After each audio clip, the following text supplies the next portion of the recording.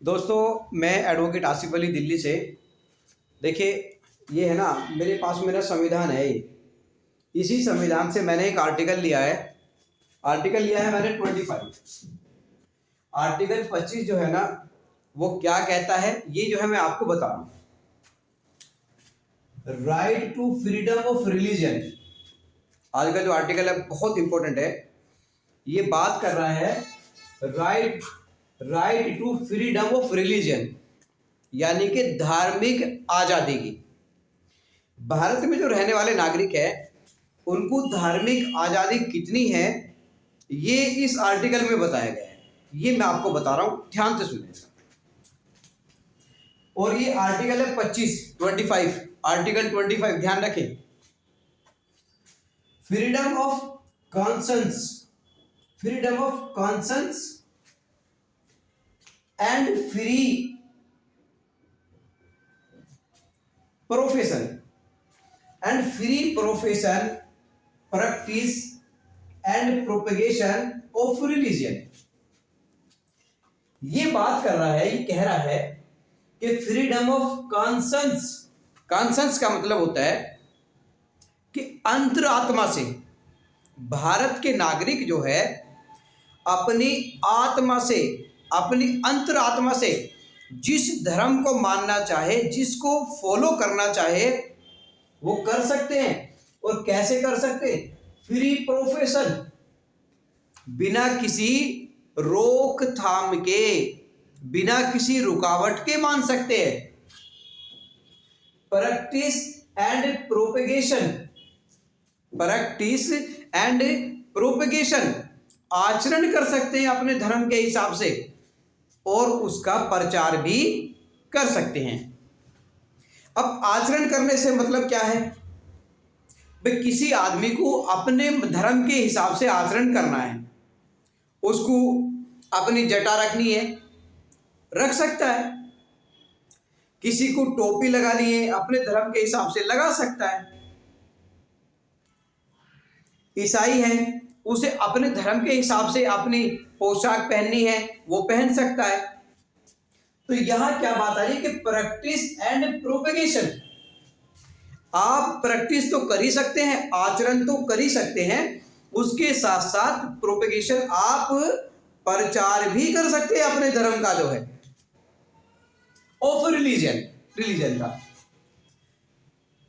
अब इसमें आपको ये सब करने में, अपने धर्म का प्रचार करने में, आचरण करने में किस बात का ध्यान रखना है, ये बात समझ लीजिए। Subject to public order. Public order का मतलब है लोक व्यवस्था। जब आप अपने धर्म का पालन कर रहे हो तो उस समय लोक व्यवस्था बाधित नहीं होनी चाहिए। मान लीजिए कि आप अपने धर्म का पालन कर रहे हैं और आपके धर्म का पालन करने के कारण जो है रोड जो है वो ब्लॉक हो गया, रोड जाम हो गया, या आप अपने धर्म का पालन कर रहे हैं, या आप अपने धर्म का प्रचार कर रहे हैं, उस कारण से लोक व्यवस्था जो है वो बिगड़ रही है, तो फिर आपकी जो है आपके ऊपर नियम लागू होंगे। आप ऐसा नहीं कर सकते। तो पब्लिक ऑर्डर, आगे शब्द देखिए, शब्द क्या, सिंबल क्या है? मोरलिटी एंड हेल्थ, सदाचार और स्वास्थ्य। आप अपने धर्म को मानिए, मानने की आजादी है, लेकिन ध्यान रखना है कि मोरलिटी एंड हेल्थ, सदाचार और स्वास्थ्य, जो हेल्थ है वो बिगड़नी नहीं चाहिए। और वो हेल्थ ना तो पब्लिक की बिगड़नी चाहिए, ना ही पर्यावरण की बिगड़नी चाहिए, ना ही वातावरण की बिगड़नी चाहिए, ना वायु की बिगड़नी चाहिए। तो इन सब का जो है ध्यान रखना है। And to the other provisions, या और जो कोई दूसरे जो उपबंध बनाए गए हैं ऑफ दिस पार्ट, इस पार्ट के, इन सब के अधीन रहते हुए आप स्वतंत्र है अपने धर्म को मानने के लिए, अपने धर्म की प्रैक्टिस करने के लिए, उसका प्रचार करने के लिए। किन चीजों के अधीन रहते हुए? आपको पब्लिक ऑर्डर नहीं बिगाड़ना है, आपको मोरलिटी, सदाचार का उल्लंघन नहीं करना है, और आपको हेल्थ किसी के स्वास्थ्य को नुकसान नहीं पहुंचाना है, तो आप या कोई नियम बना रखा है, कोई कानून अगर बना हुआ है, तो भी क्या है कि आप उसका पालन जो है करेंगे। अब दोस्तों आगे देखते हैं, all persons are equally entitled. अब देखिए बात, देखिए यहां पे क्या कही गई है, all persons are equally, equally मतलब बराबर, सभी व्यक्ति इक्वली इंटाइटल्ड। इंटाइटल्ड का मतलब होता है कि वो अधिकारी हैं, उन्हें अधिकार है, सभी व्यक्तियों को बराबर का अधिकार है टू फ्रीडम ऑफ कंसर्न्स, अंतरात्मा से अपने धर्म को मानने के लिए, and the right to freely to profess, practice and propagate religion, और अपने धर्म के अनुसार जो है आचरण करने के लिए और अपने धर्म को प्रचार करने के लिए वो क्या है, स्वतंत्र है। अब यहां दोस्तों एक चीज मैं आपको और ये बात बताता चलूं कि nothing in this article shall affect the operation of any existing law और prevent the state from making any law. अगर मान लीजिए कि किसी धर्म की प्रैक्टिस से कोई हेल्थ नुकसान हो रहा है, कोई पब्लिक ऑर्डर बिगड़ रहा है, कोई मोरलिटी बिगड़ रही है, या क्या हो रहा है कि कोई हेल्थ पे नुकसान पहुंच रहा है, तो राज्य सरकार क्या है कि उसके लिए कानून जो है बना सकती है कि भाई आपकी जो ये प्रैक्टिस है इससे पब्लिक ऑर्डर डिस्टर्ब हो रहा है, तो वो क्या करेगी कि उसके लिए कानून बना देगी। अब ये सरकार को देखना चाहिए कि वो सबके लिए बराबर कानून बनाए, क्योंकि संविधान का आर्टिकल अनुच्छेद क्या है कि वो विधि के समक्ष सब समान और समान संरक्षण की बात करता है। अब सरकार ये जो है सबके लिए जो है बराबर नजर से देखे, तो वो क्या है, राज्य सरकार जो है वो बना सकती है, ये उसके पास में अधिकार है। कब बना सकती है, अगर आपके धर्म के मानने से, आपकी प्रैक्टिस से किसी पर्यावरण को, हेल्थ को, मोरलिटी को, पब्लिक ऑर्डर को नुकसान पहुंच रहा है।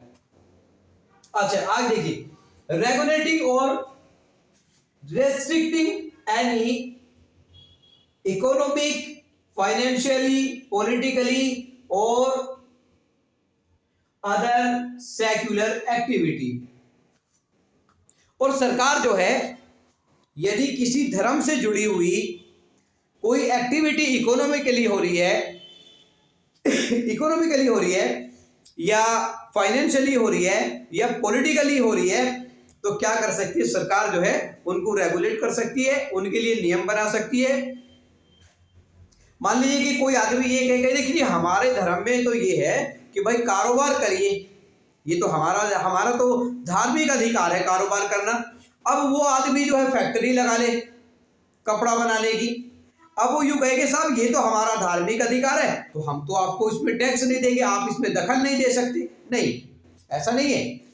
ये क्या है, देखिए लिखा है कि वो क्या कर सकती है, इकोनॉमिक, फाइनेंशियली, पॉलिटिकली और अदर सेक्युलर एक्टिविटीज को क्या है उनके लिए नियम जो है सरकार बना सकती है, अगर वो एक्टिविटी जो है आपके धर्म से जुड़ी हुई है।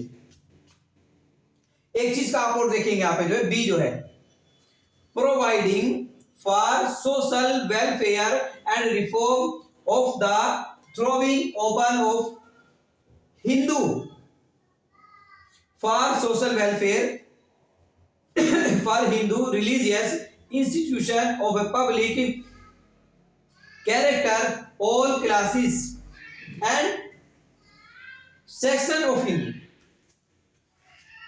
और सरकार क्या है, राज्य सरकार क्या है कि वो सभी के हिंदुओं के लिए इस तरीके के नियम भी बना सकती है कि जैसे मंदिर है कि उनके दरवाजे जो है वो सबके लिए खुले रहे, ऐसा नहीं कि वो किसी विशेष वर्ग के लिए ही खुले, वो सबके लिए खुले रहे।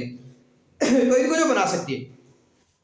तो दोस्तों ये मैंने आपको बताई आर्टिकल जो 25 है जो हमें आज़ादी देता है।